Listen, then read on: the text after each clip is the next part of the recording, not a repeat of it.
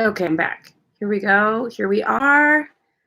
I think I made like 5 live streams today, so hopefully we are all just going to come back to this one.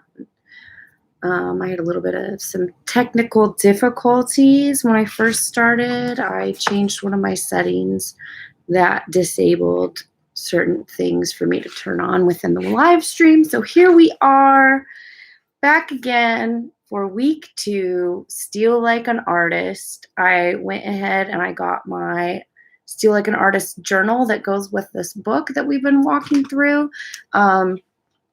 So welcome back. I have the chat group, or I have the chat box. So if you're here, go ahead and give me a shout out here in that live chat. Let me know that you're here and you're all ready to go.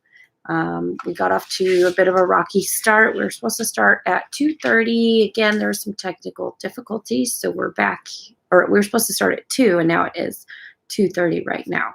So last week, what we were supposed to do was read up about one of our favorite artists, whether it be for your visual arts, for your music arts, for whatever type of art that you like to create, whether it be creative writing or anything like that. Who is it that you look up to in your realm of creation? And we're supposed to take a look at that person and like really dig into who it is that they are, how they operate, how they think, and all that. And make our own family tree for our artist mentors, so to speak, whoever we look up to. And then also I went and printed off a picture of Salvador Dali to hang at my desk, because we were talking about going through and hanging pictures of people that we respect or that inspire us. So this is a picture of Salvador Dali painting on a floating easel in this water. And I just really love this picture of Salvador Dali. I love Salvador Dali's work. I mentioned last week that I got to see one of his pieces when I was in London in December, and it was so inspirational, that just the amount of detail that he put into it. I literally got my face 2 inches from it, and the detail just went on. And so I was really, really impressed. Oh, Kim's here in the chat. Kim says, cool photo. Thank you for joining me and bearing with me on my technical difficulties. I wasn't quite sure what to do, but we figured it out, and it was an easy fix. So Kim, I hope you got to print off your picture. This is Salvador Dali. I'm just going to hang him at my desk. So put that over there. And what else? Also, Kim, you told me to look up an artist, Toulouse-Lautrec, who I actually looked up. I'm familiar with some of his work, actually. And I think you said it was your great-grandfather, which is super cool. It's always cool to have a cool artist in our midst. I know one of my grandmothers used to draw, and so I found some of her charcoal and pencil drawings when I was a kid, and that was really cool for me. But again, I just went through and read through my journal. There was a really cool quote that I really liked. And it's, I think we're creative all day long. We have to have an appointment to have that work out on the page, because the creative parts of us gets tired of waiting, or it just gets tired. So like, that's how it is for me. If I don't set a time in which I'm going to sit down and create and go back through all the things that I saved as references, then they never get to work their magic with me. So I find a lot of things inspirational. And then if I don't set the time aside to go back through and let myself look through it, and then let myself piece things together that I think go together in my own way, and then actually another step of taking the time to get that down on the page. If we don't allow that time for ourselves, then it doesn't get done. And so that's a big thing that I'm working on right now, is I've set this time aside on Sunday to come and be here and go through the content with you guys and go through the content beforehand. But I need to do the same thing with my arts practice. Kim messaged in the chat box here. She says, Clara Driscoll is a designer behind the Louise Comfort Tiffany. And that was her photo. That's really cool. So the Tiffany lamps, is that what you're referencing? Those really cool stained glass, like almost like a mushroom cap shape, or muffin top shape. And those are some really cool lamps, those Tiffany's. Very cool. So we all got our homework done. Yes, she was the designer, Kim says. Perfect. So yeah, it was those really cool Tiffany lamps. If you guys aren't familiar with Tiffany lamps, go ahead and do like a little Google search for it. It's really a treat for the eyes. Very rich. There's a few spectrums. The ones that I'm most familiar with are like the really rich, like dark burgundies and green, kind of like cigar room, kind of rich velvet kind of feel. And then there's other ones that I've seen that are more like pastel and bright that she does. They have like, you know, flower and like a bright purple iris with like a light pastel yellow. Very cool designs. Really, what I like about stained glass is the graphic element of it, is that you have to get down to these simplified shapes that are really recognizable. I think that's really cool.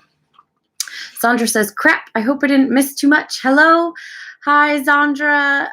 No, you just missed some technical difficulties. I wasn't able to get the chat up, so it took me a few hot minutes. Actually, I just started at 2:25 or something. I finally got the chat box to work. So welcome. Glad you're here. No, you didn't really miss anything at all. We were just talking about our homework and what we did this week. So if you did any of the homework this week and you feel like sharing, go ahead and pop that in the chat box. Good to have you back. I'm really glad I got this to work.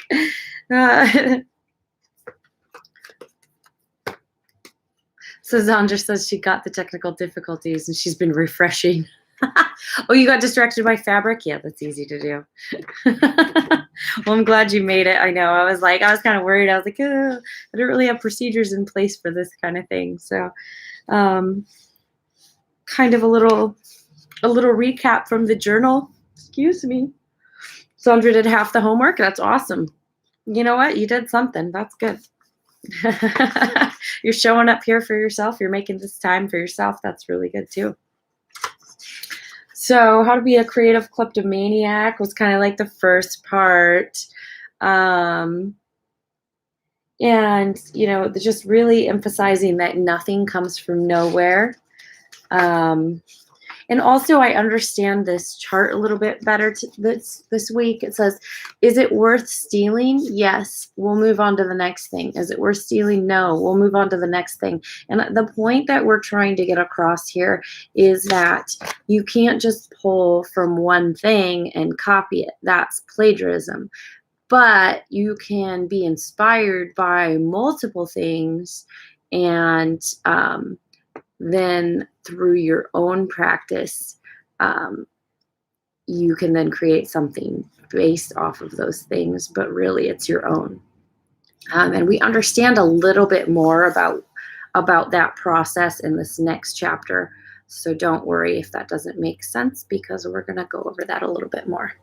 Zandra in the chat said she did half the homework. She got 5 things to learn, and she researched half the tree. That's perfect. So I printed off my Salvador Dali image, and I got 10 things that I want to learn.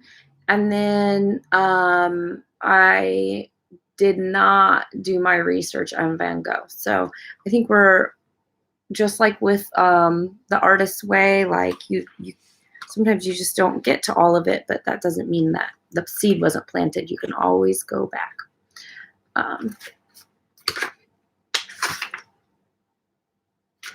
So a little bit more about stealing versus inspiration. Oh, hi Sabrina, thank you. Sabrina's in the chat. Holla, welcome.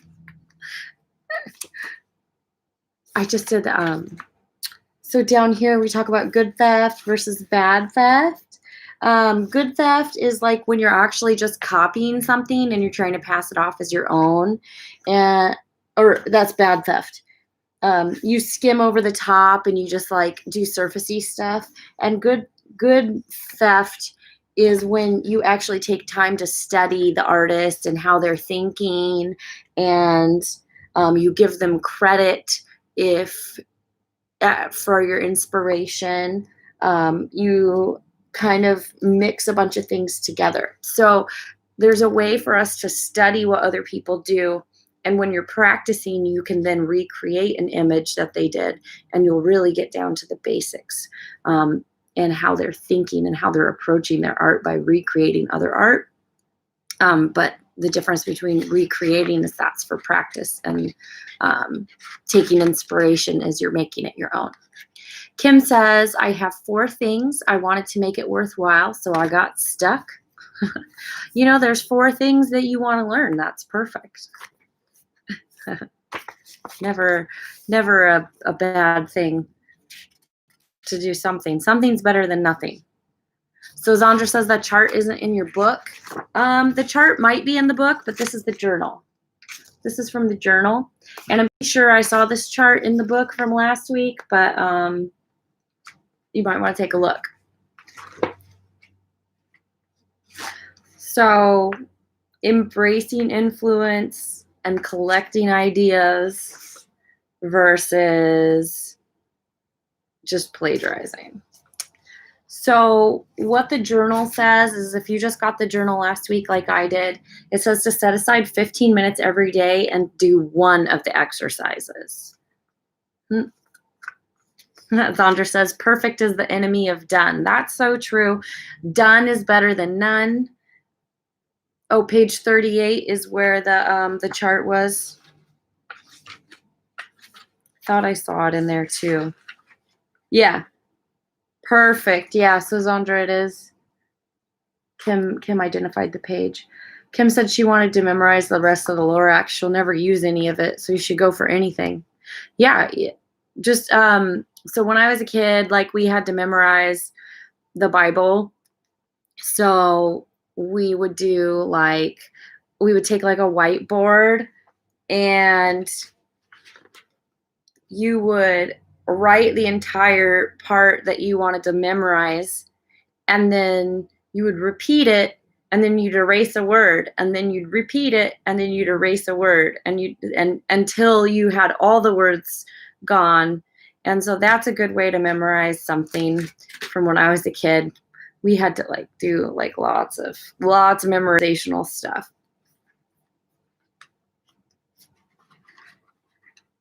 So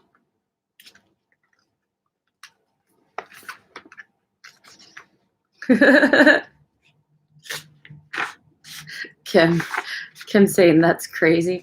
Well, it's a good memorizational tool. I got something out of it, right? I got a bunch of morals out of it too. So 10 things I want to learn. I went and filled that out. If anybody wants to share some of the stuff they want to learn, that's welcome. Just kind of doing a review. So I liked this exercise a lot, where we had to, oh, I have the mouse on. Okay, hold on a second. I have my mouse hooked up actually right now, and I'm pressing buttons going, what am I doing? Okay. So I like this exercise a lot, because there's just like a series of triangles and a series of circles, and you're supposed to label like what the circle represents. And they started out with a circle representing the moon and a triangle representing a mountain. And I did like the things that I wrote on here, I'm sure strange to some of you. Like on one of the triangles, I wrote onwards and upwards. On one of the triangles, I wrote downward dog. On one of the circles, I wrote a manhole cover, a fingertip, a tunnel, eye, a window to the soul. Sabrina says, oh, she's confused. Did you write this? No. So this is a book. I'm just doing a series where we just it's like a book club. We're discussing creative books. So this is a book by Austin Kleon, and it's called Steal Like an Artist. And there's a journal that he did that accompanies it. So this is content from another artist who has written a book for us to go through and understand ways that we can be more creative. And there's exercises in it. So Sabrina says she's kind of confused. Did you write this as your own story? Kim says, oh, Sabrina also says, does this book include how to utilize psychedelic medicines to help with creativity? I haven't read the book all the way through, but I don't believe it covers psychedelic medicine. Oh no, it's all good. So I do like artwork that's like kind of trippy and stuff. But you know, that's an interesting thought. Actually, that might be kind of a cool book. If I could find a book on doing that, that would be interesting. So Sabrina, if you actually know of a book that covers that topic, I would be interested in doing it. Just because, like I said, you know, this is kind of like a book club. We're just going through other people's stuff and we're sharing our progress as we go along. And I'm sharing my side. I am a painter, a graphic artist, a photographer. I do crafting. I do a lot of stuff. So this is just something that is just fun to kind of create a little bit of community and to share and help get those creative juices going with everybody. So I hope that answers your question, and feel free to continue interacting, because that's what this is all about. Kim says she wants to learn to weld. She wants to change outlets and lights without being afraid of electricity. Ooh, I don't know about that one. I'm good on that. How to speak the Gaelic Scottish language, and how to solder. Oh yeah, that'd be cool too. Sandra says she wants to dig up a book on that too. She remembers falling into the psychedelic click hole one night.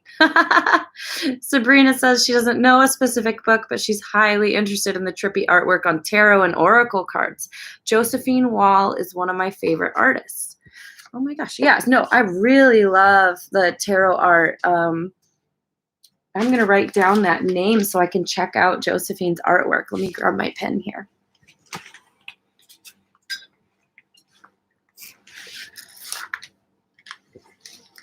Jo Wall is amazing, Zandra says. One of her earliest inspirations. If you like Jo Wall, check out Kirk's Folly Jewelry. Okay, you guys are giving me homework. Josephine Wall.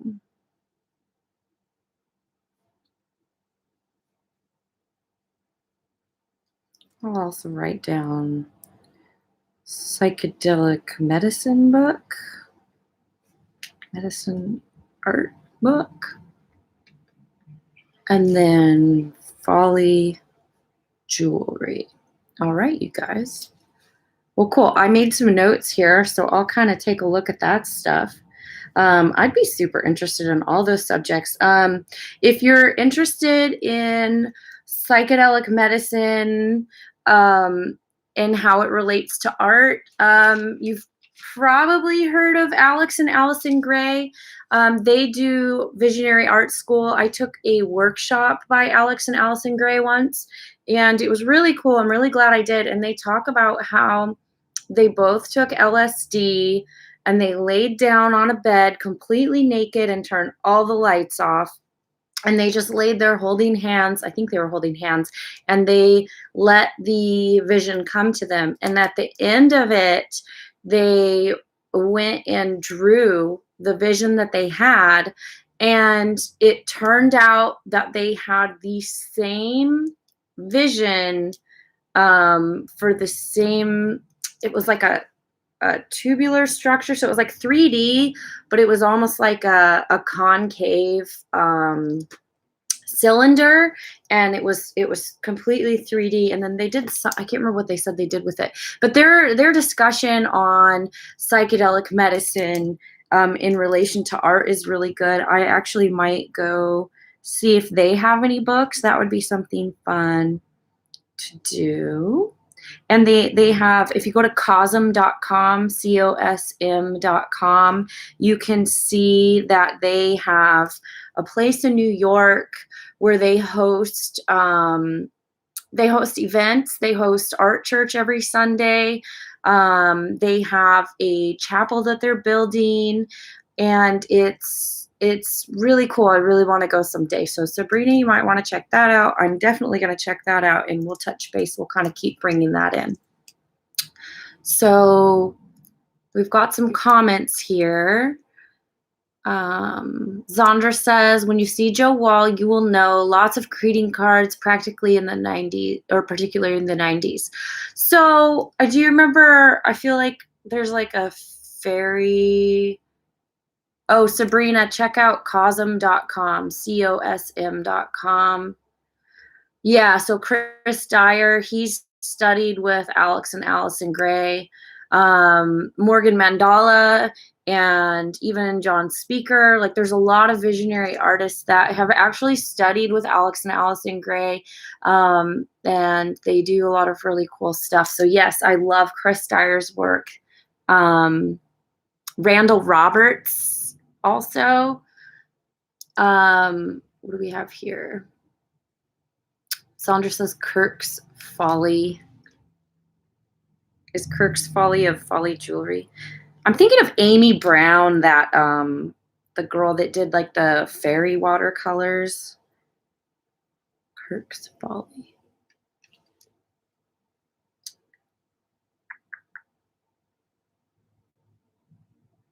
I took a workshop from Alex and Allison Gray, and that was really cool. It was here in Seattle. See, could you see if they would be speakers when you move to Patreon? Who? You want other artists to be speakers? I started interviewing some artists. I definitely would be interested in hosting additional artists. A lot of the artists that I'm talking about are some pretty big names, so I don't know if they would want to bother with my channel, but we'll see. I mean, Joe Wall's a similar vein to Amy Brown. Yeah, so that was kind of the vibe I was getting. Yeah, so like guest speakers, yeah. I mean, they charge, I'm sure they charge money to be guest speakers. So that's probably a little big. I would love to host them, but I don't really know that. I mean, they do a lot of stuff. I don't really know that they'd be willing to do that, but we'll see. I mean, you never know. All right.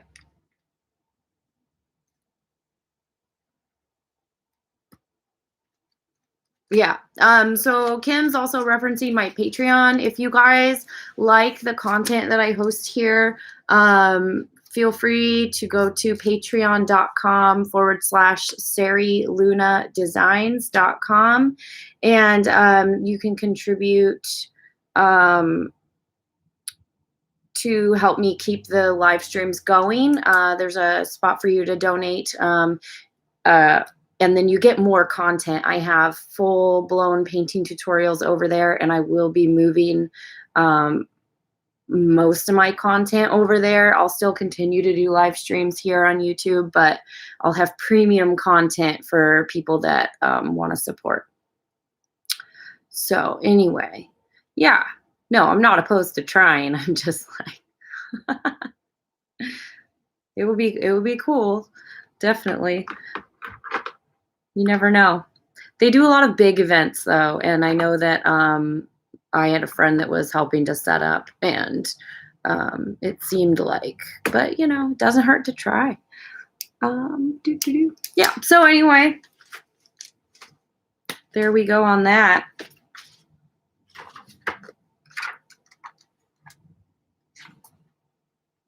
Oh, so I really wanted to show you guys, let's see.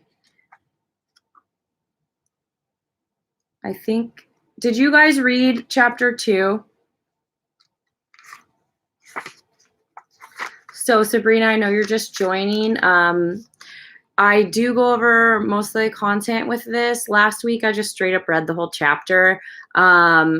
But I think I'm going to revert to how I did in my last book, where we just went over a lot of the talking points, and then you guys read the chapter on your own, and we use this as a place to discuss. So that was kind of a lot to just read the whole chapter. And also, I don't know that we should be reading the whole chapter. I know with The Artist's Way, she encourages you to share all the content.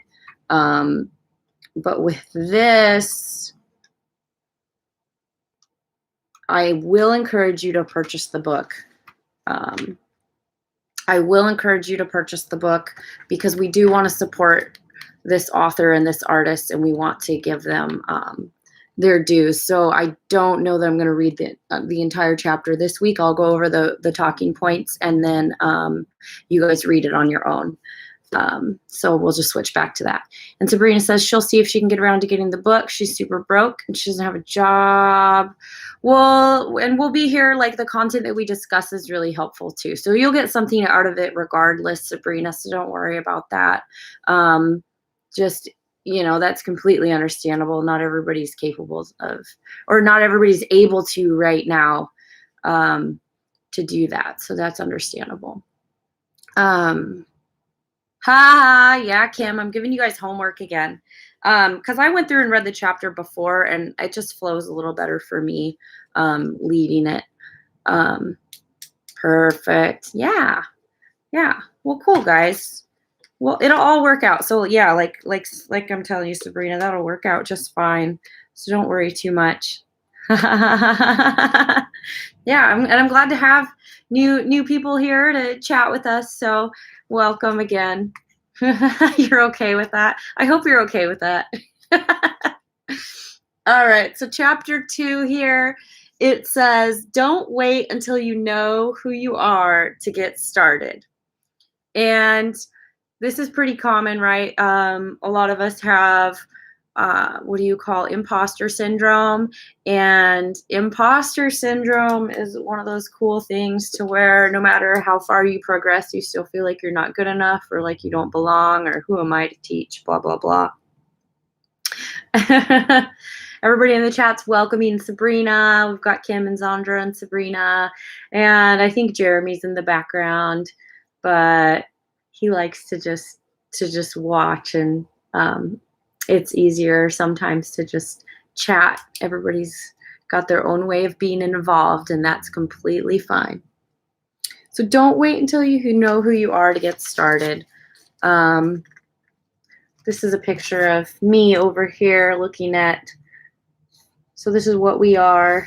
This is where we want to be. And, you know, this is where we have to start.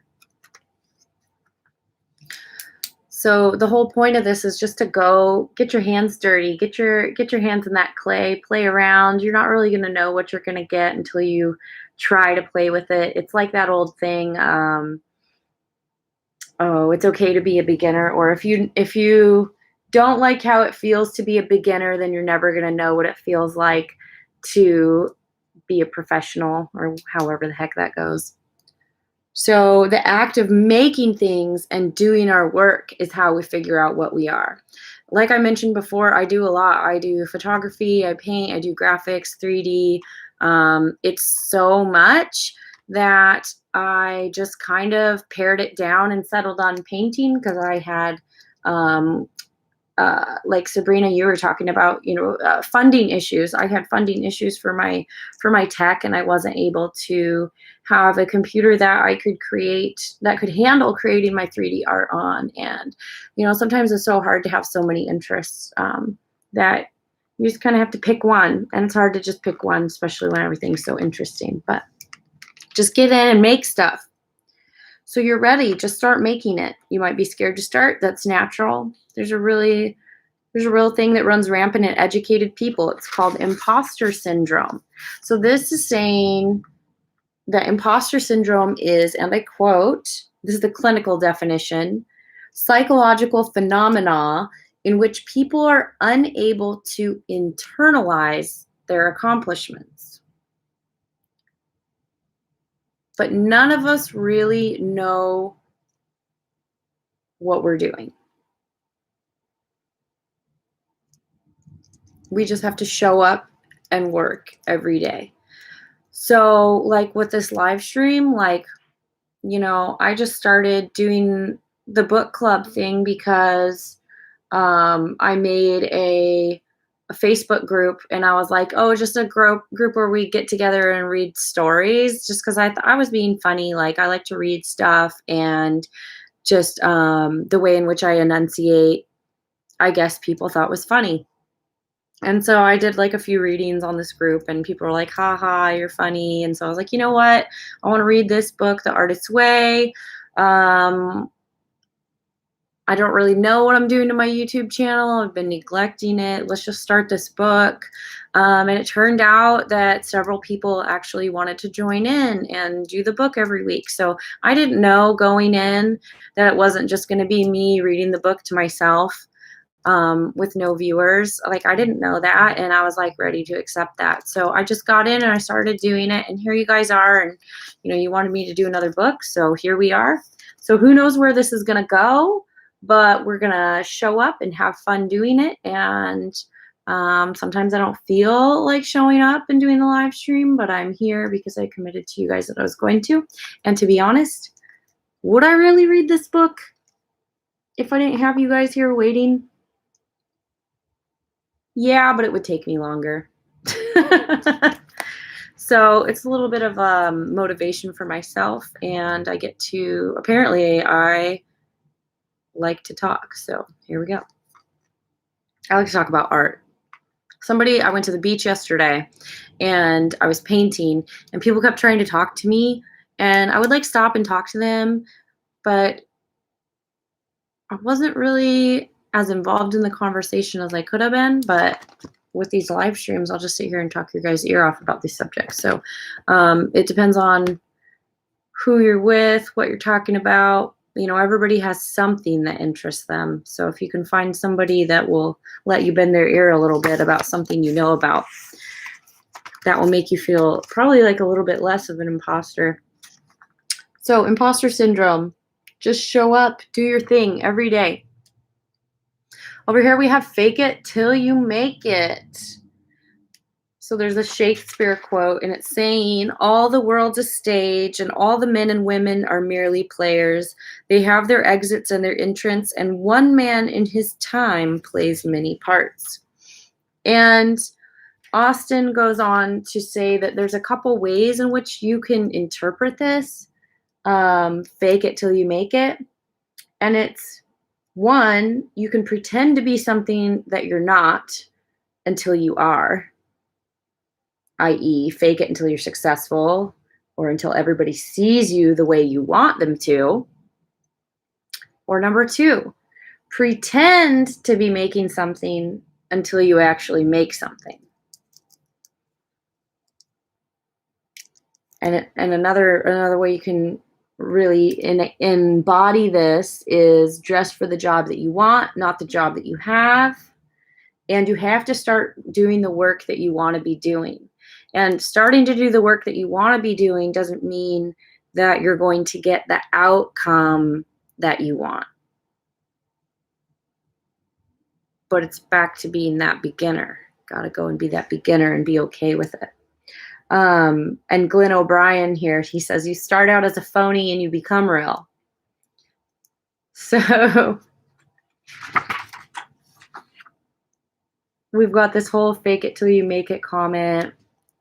And it says, so Austin goes on to say that Oops, Sabrina says, where do you work? I want to dress like you at a job. What the heck? Well, I do my art business and then I sling coffee for a living. So I do painting workshops, and which right now I haven't been doing any in person, which is another reason why I'm getting back into my YouTube thing, because I want to start doing more online content for you guys that are stuck at home, because this isn't going anywhere.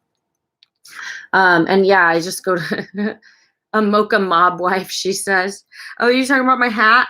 This is a pretty good hat. I had to order it online from a specialty store because I'm size extra small. So the $40 hat didn't cut it for me. It just fell off my head. But thank you. You just paint your nails black and get a black hat. You'll be good. Mob wife. Mocha mob wife. So start copying is our next way to go. And nobody is born with your style or voice. Ooh, I have commentary on this. So nobody is born with a style or a voice. We learn by pretending to be our heroes. So we practice here. So when we pretend to be our heroes, oh, thank you, Kim. We pretend to be our heroes. So like I used to teach for paint night, and I would be assigned a painting, and then I would have to figure out, I would write down step by step how I think they did the painting, and then I would set a timer for an hour, and I would have to do the painting in an hour, so that at the end of a 2-hour class, I was actually able to help some of the 40 people in my class.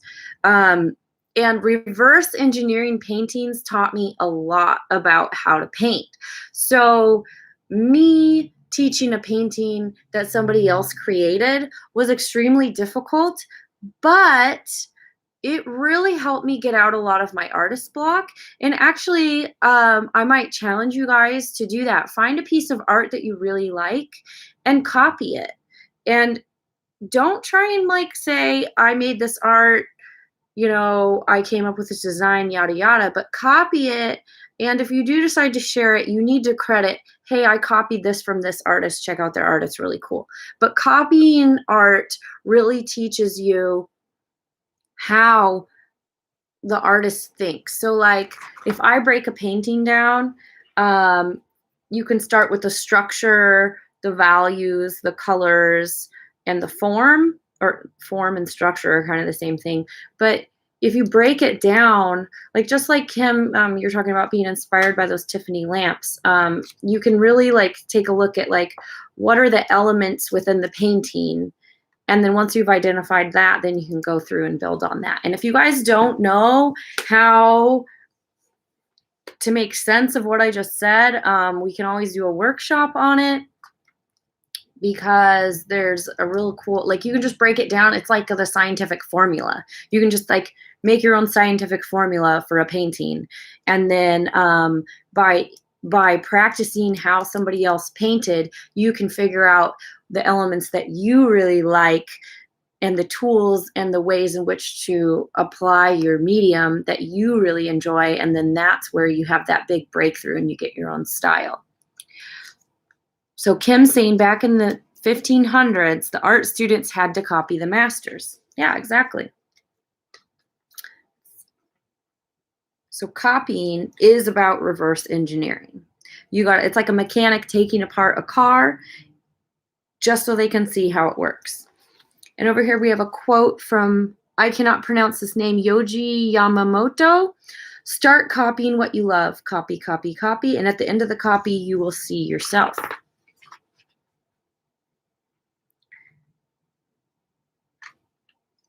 Painters, and it even comes down here, musicians learn to play by practicing scales. We learn to write by copying the alphabet, and painters learn to paint by reproducing masterpieces. Sabrina says, LMAO, my Tinder bio sounds exactly like what you said. Mad scientist looking to experiment. Who wants to be my test subject? That's hella funny. That's really funny. So is that working? Are people wanting to be your guinea pig? Tinder, it's been a minute. Mad scientist looking to experiment. That's intriguing. I feel like you would get some good hits on that. Yes, it works, she says. Oh my God, I love it. Then they show up, you're gonna have to like actually like oh, what do you deliver? Deliver your mad science. That's so great. Exactly. So you can copy whatever experiments. As Salvador Dali said, those who do not want to imitate anything produce nothing. And this freaking hit home with me. So wanting to do something so original or even wanting to do something so perfect can stop you. So we've looked at perfectionism as a way to stop you from producing art, and Salvador Dali is here saying that originality can be a way in which or the desire to create something so original can be a blockade for you to create as well. Those who do not want to imitate anything produce nothing. So who to copy is easy. You copy your heroes. So it would come down here, Sabrina, we were talking about Josephine Wall. So Sabrina, Josephine Wall would be a good person to go and just copy some of their art and see how it feels to make it, see if you understand a little bit about how they think and how they structured it, and then just let that be some practice. And the act of copying somebody else's art can actually give you a little bit of a release of a responsibility. So, and what I mean by that is when I would teach classes, when I teach workshops, people, you have to have a good teacher, but if you're able to release the I'm responsible for this painting and put it on the instructor is responsible for showing me the steps to do this painting. When you're in an environment where you're just copying what somebody else is doing or you're being told what to do, that end result, the desire to have the end result be perfect can be released. And then you can actually get more into a flow, and then it will get you a little bit more excited about doing something. So if you're feeling like kind of blocked up, copying somebody and taking a workshop, really good ways to get back into it. Sabrina says that Josephine Wall's favorite deck of hers is Nature's Whisper, and she got it at a really nice crystal store. So I'm going to write down Nature's Whisper to check that out too.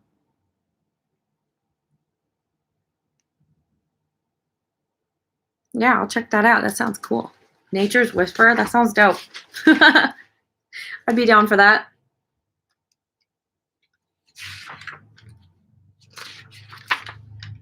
So for me, Van Gogh is like a really big influence for me, like Salvador Dali and Van Gogh and Leonardo da Vinci.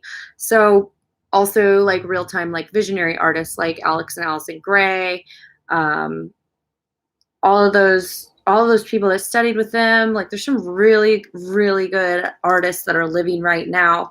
And we, like you said, we have the opportunity to go in and interview them. And like you said, Kim, like you never really know, they might say yes. So reach out and make that contact and take those workshops. So that's something to really consider doing. And actually, you never know, having a conversation with somebody can be really inspiring.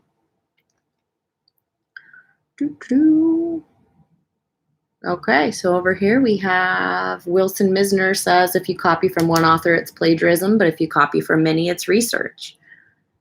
If you have one person you're influenced by, everyone will say you're the next whoever, but if you rip off 100 people, everyone will say you're so original. So, and here we're building up to this point. This is the major point of this chapter. What to copy is kind of tricky. You're not supposed to just steal the style. You're supposed to steal the thinking behind the style. You don't want to look like your heroes. You want to see like your heroes. So like, how does somebody approach something? Which is why it's really important to reverse engineer and to study.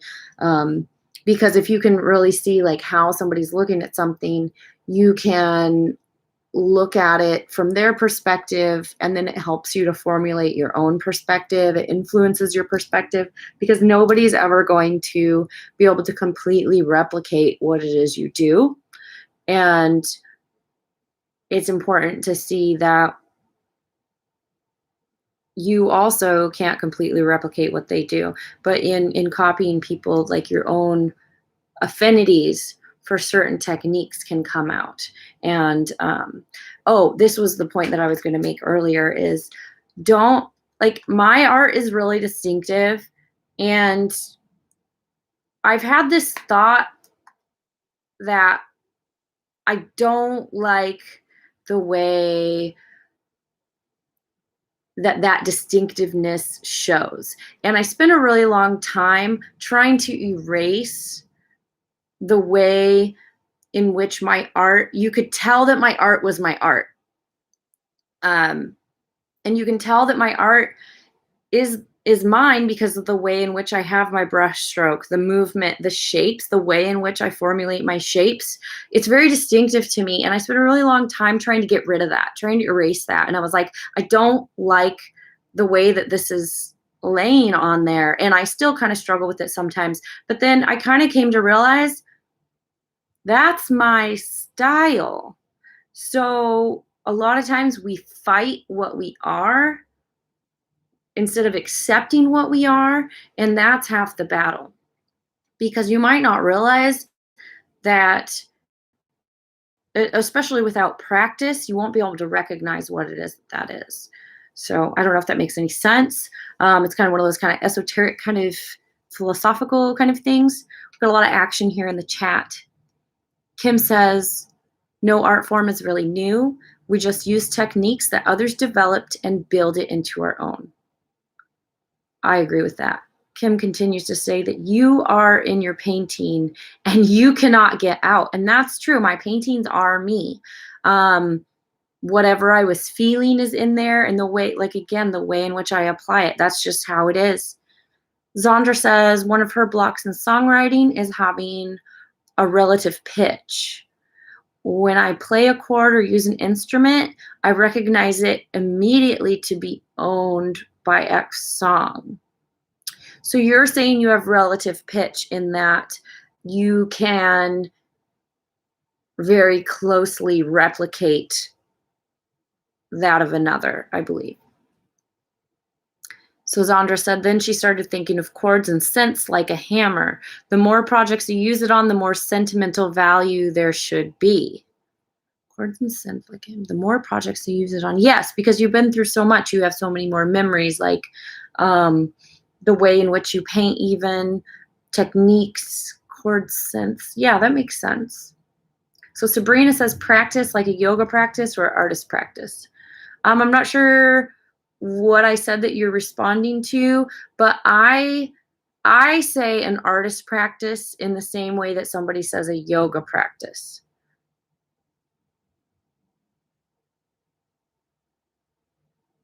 Oh, and then Zandra goes on to ask, how are a yoga and art practice different? Are they not the same?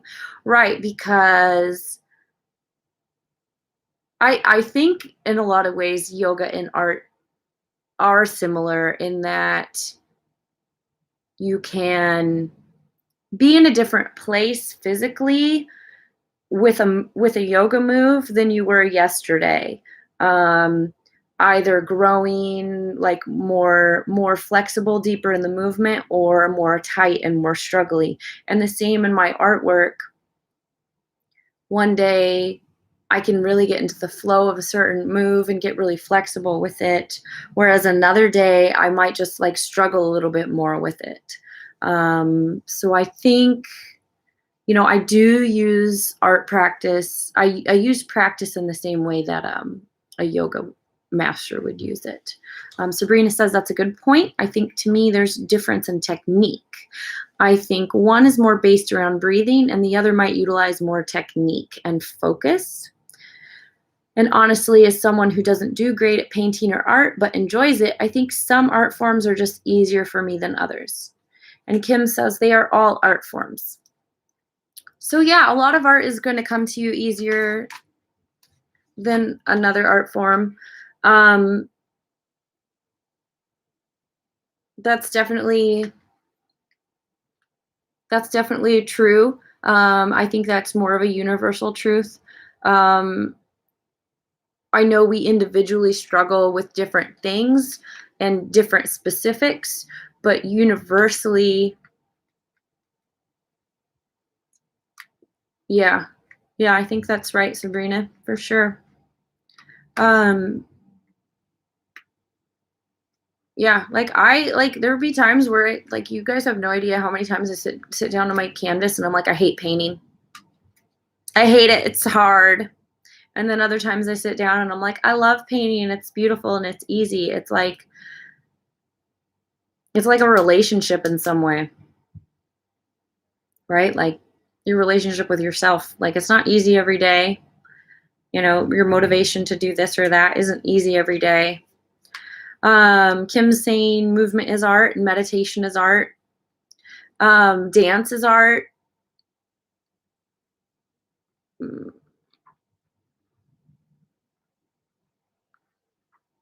Word, Zandra says. Yeah. Yeah, so creative writing, singing. I think we're capable of expressing ourselves in many ways, and I think that I'm definitely somebody that sees art in all kinds of things. So yeah, I agree with that. So Sabrina's painting her nails black. That's her art for the moment. Kim says dance is for sure art. Yeah, so like me, like I said, like I have so many ways in which I like to express art. I have so many ways in which I enjoy living, and a lot of those are art forms, and some of which, like I said, like some are easy for me and some are harder for me, which is why I like to refer to it as a practice, right? Because you know, you could be doing something for a lifetime and still have something to learn about it, but that's a choice.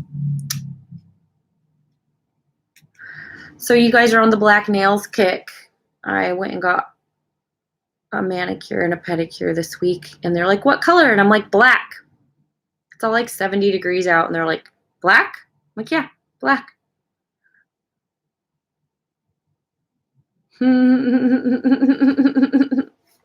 Yeah, paint Jeremy's nails black too.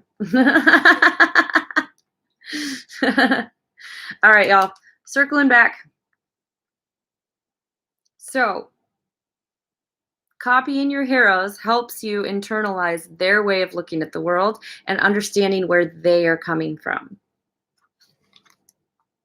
Kim says on her side hustle is landscaping, and she loves building statements with plants. Dude, floral art is cool. Landscape art is awesome. See, here is landscaping. That's art. You can make it art or you can make it boring and bland. So what's your choice? All right, back here. Imitation is not flattery. Imitation is not flattery. Imitation is about copying. Emulation goes one step further. It breaks through into your own thing.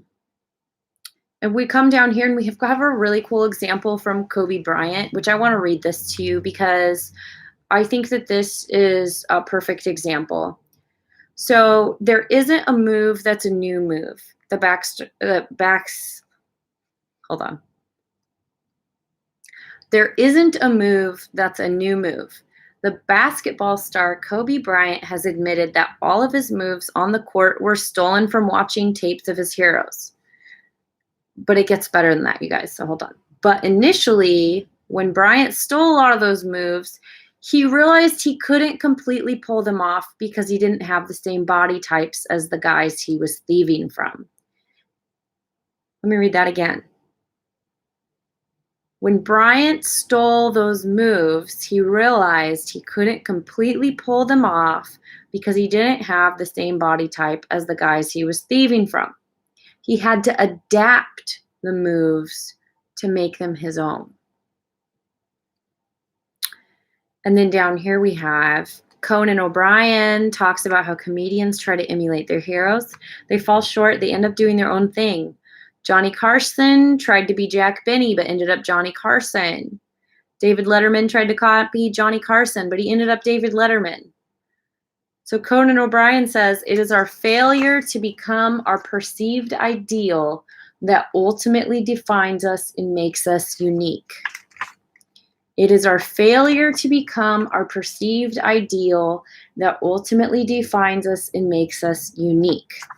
So circling back to my example with my paintings, there was something about my paintings that really bothered me. I can't even articulate what it is. It's a visual something that you can see when you look at my art. And like, I've been trying to extract that because I didn't think it was ideal.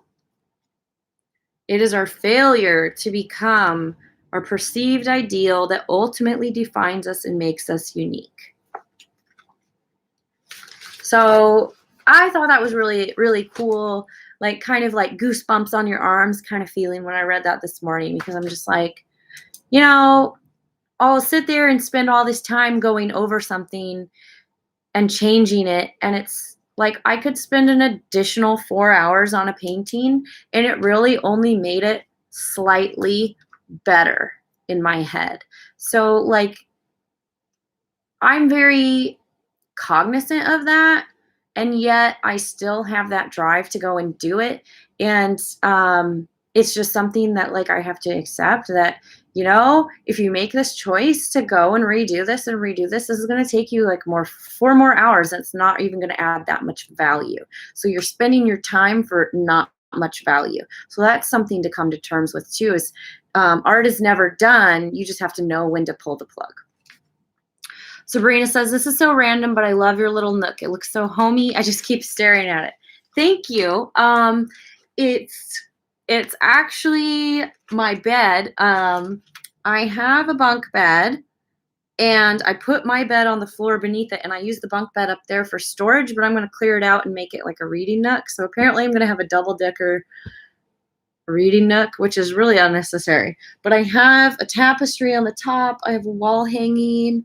These black things are curtains, so it's curtained in. I have curtains, and I hung pine cones. Since Sabrina's commenting on it, I'm going to move the computer so you can see it. Hold on. You can see my pine cones and my tapestry.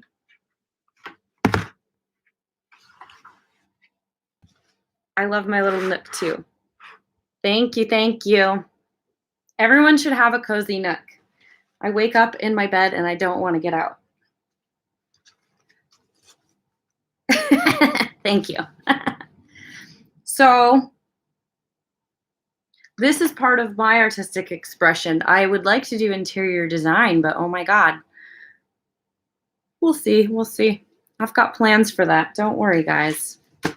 Maybe you can stay at the Sari Luna Hotel one day, and it's going to be baller. All right, so how to do it. How do we do this? Copy your heroes. So this is like a really plan here. Copy your heroes. Examine where you fall short. What's in there that makes you different? Now amplify what makes you different and transform it into your own work. This is like a little guide on like how we can get our own style. Also embracing the things that we think are detractors. Because in the end, if you continue to try to erase the things that you think are detractors about your art, not only are you stifling your own style, but you're creating artist block. So you need to be able to allow yourself to add something to the world that only you can add. And that's something that's really important. I felt like an outcast for like a really long time, my entire life. people are constantly telling me that I'm different, that I'm weird, whatever. I've finally come to terms with the fact that I don't fit in, but I still want to grow a community of people that are like-minded. So for those of you that want to transform the world, it can feel kind of lonely being different, putting yourself out there. It feels really vulnerable to put yourself out there and to show those parts of you that maybe aren't always embraced, but the right people will love you for it. And you are adding something to the world, even if it feels like people are only pointing out your differences. We've got to embrace our differences. Oh my gosh, I love how my art talks turn into pep talks. But that's it. That's chapter 3. So copy your heroes, examine where you fall short, what's in there that makes you different. Now amplify that in your work. Kim says, thank the universe that we are not all the same. Different is the best. And, that's what I've come down to is like, I like who I am. Sandra says she had a problem being called weird until she realized how stupid and unhappy the normal people are. Yeah, exactly. So I tried to follow the societal prescription for how I was supposed to be. And I did my best, and I fell short, and I wasn't happy. So I do my best to not try to fit in anymore and just be myself, because that's what makes me happier anyway, right? So fitting in is not what it's cracked up to be, because that's just boring and not fun, and then you still don't do it. Thank you. You guys are so sweet. I'm just here to please. So Sabrina says, embrace your inner weird, knowing that not everybody experiences the same thing. You never know what they've been through in order to get here standing alive today. And that is a friggin' mic drop, Sabrina, because that's so true. People have had to evolve and grow in order to get where they are. People have been through a lot of stuff, and you can never know what they've been through just by how they are here and today. Kim says, what is normal? Maybe we are the way people are supposed to be, and they are all weirdos that are not like us.